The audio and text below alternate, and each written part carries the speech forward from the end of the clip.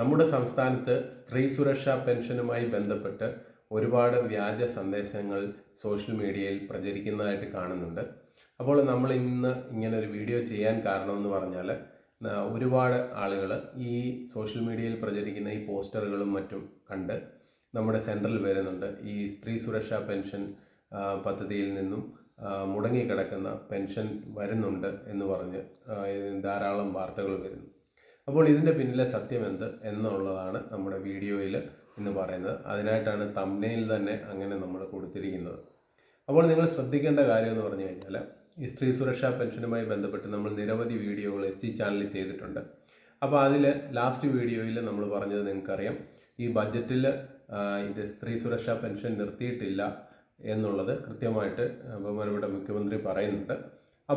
എന്നാൽ ഇപ്പോൾ അത് മരവിപ്പിച്ച് വെച്ചിരിക്കുകയാണ്. കാര്യം എന്തെന്ന് പറഞ്ഞു കഴിഞ്ഞാൽ, ഒരുപാട് ആളുകൾ ഇപ്പോൾ നമുക്ക് 19,49,000 ആളുകളാണ് ഈ സ്ത്രീ സുരക്ഷാ പെൻഷൻ പദ്ധതിയിൽ ഇപ്പോൾ അപേക്ഷ സമർപ്പിച്ചിട്ടുള്ളത്.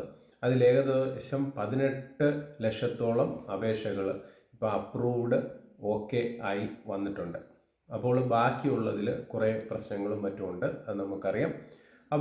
ഞാൻ കഴിഞ്ഞ വീഡിയോയിൽ നിങ്ങളുടെ അടുത്ത് വളരെ കൃത്യമായിട്ട് പറഞ്ഞിരുന്നു അത് എങ്ങനെയൊക്കെയാണ് നമുക്കത് വെരിഫൈ ചെയ്ത് നോക്കാൻ സാധിക്കുന്നത്. ഇപ്പോൾ നമുക്ക് ചെയ്യാൻ പറ്റുന്ന കാര്യം എന്ന് പറഞ്ഞു കഴിഞ്ഞാൽ, നമുക്ക് അപേക്ഷ കൊടുത്ത ആളുകൾ അവരുടെ ലോഗിനിൽ കയറി നിങ്ങളുടെ അപേക്ഷ സക്സസ് ആണോ അതോ അതിനകത്ത് എന്തെങ്കിലും പെൻഡിങ് ഉണ്ടോ എന്ന് നോക്കുക.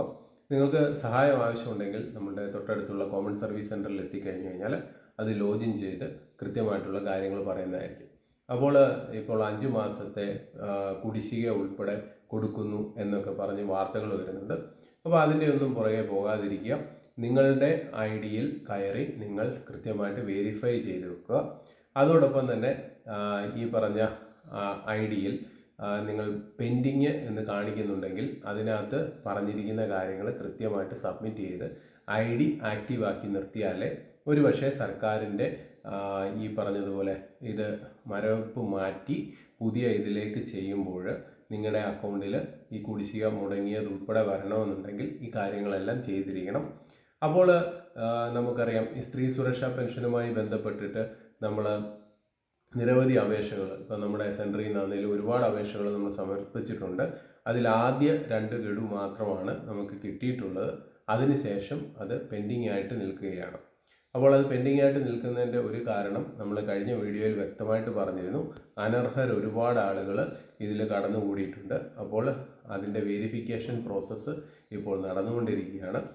ആ വെരിഫിക്കേഷൻ പ്രോസസ്സ് കംപ്ലീറ്റ് ആകുന്ന മുറയ്ക്ക് ഈ മുടങ്ങിയ തുക ഉൾപ്പെടെ വിതരണം ചെയ്യും എന്നുള്ളതാണ് അറിയാൻ സാധിച്ചിരിക്കുന്നത്. അതിൻ്റെ അങ്ങനെ ഒരു അപ്ഡേറ്റ് വരുന്ന മുറയ്ക്ക് നമ്മൾ കൃത്യമായിട്ട് അതിൻ്റെ കാര്യങ്ങൾ നമ്മുടെ ST ചാനലിൽ വീഡിയോ ആയിട്ട് ചെയ്യുന്നതായിരിക്കും. അതുവരെ ഇതുപോലുള്ള സർക്കാർ നോട്ടിഫിക്കേഷനും പ്രത്യേകിച്ച് CSEയുടെ അപ്ഡേഷൻസും ഡെയിലി നമ്മുടെ വീഡിയോസിൽ നമ്മൾ അപ്ഡേറ്റ് ചെയ്യുന്നതായിരിക്കും. അത് കാണണമെങ്കിൽ നിങ്ങൾ ഇതുവരെ സബ്സ്ക്രൈബ് ചെയ്തിട്ടില്ല നമ്മുടെ ചാനലെങ്കിൽ തീർച്ചയായിട്ടും സബ്സ്ക്രൈബ് ചെയ്ത് ഞങ്ങളെ സപ്പോർട്ട് ചെയ്യുക. ഹൃദയപൂർവ്വം നിങ്ങളുടെ സ്വന്തം ST channel. Bye and take care.